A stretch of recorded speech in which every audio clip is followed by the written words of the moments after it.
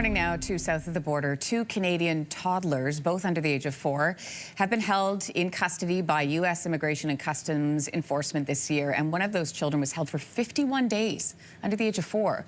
This is based on new data obtained by the Globe and Mail.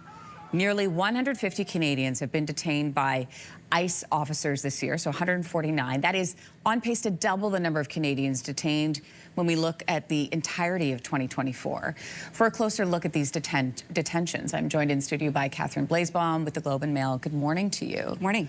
You know, I have 3 children. I know what they're like when they're little. I mean, thinking about the fact that these 2 children, they're little, under the age of 4 years old, held in these facilities.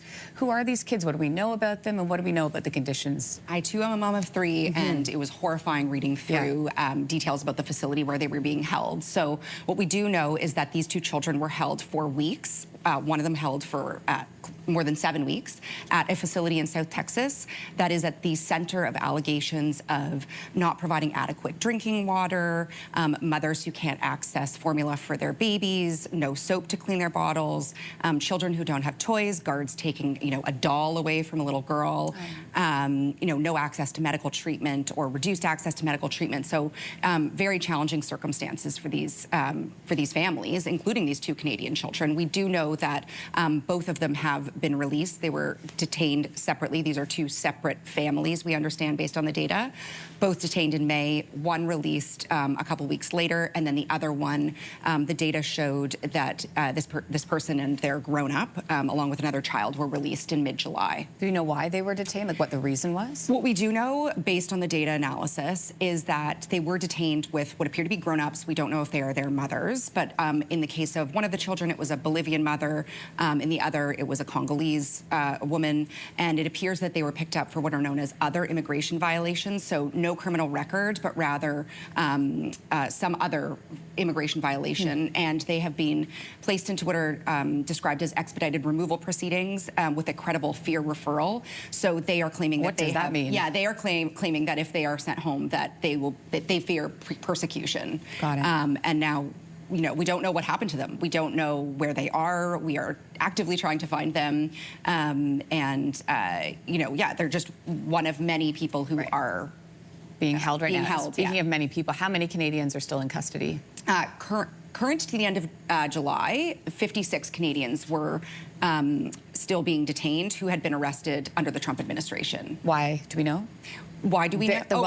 Variety of reasons. The most common reason is due to criminal charges. So under American immigration law, if you have a criminal record, even if it's something from the 80s, and it could be possession of a drug, if you are a non-U.S. resident, you are at risk of being removed from the country. And so for 70% of these Canadians, that is some version of what they are being detained for, a criminal record. For the other 30%, it could be things like an overstay of a visa, or perhaps they crossed at between border crossings, sort of an irregular crossing, it's described as. Where are they being held, these Canadians? These Canadians are being held across, it was a lot of data analysis.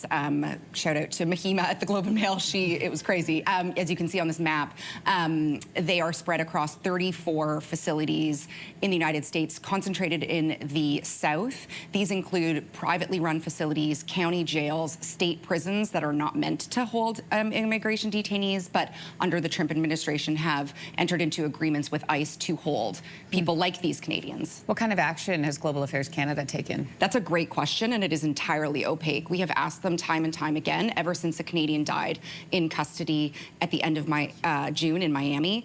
All that they will really say is, we are providing consular assistance. We can't tell you anything else, citing privacy concerns.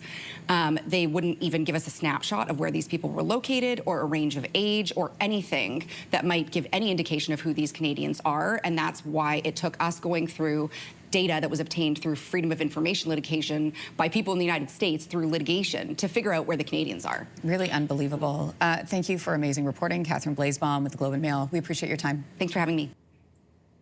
If you like that video, make sure to subscribe to the Your Morning YouTube feed, where you can find all kinds of new content posted every weekday morning.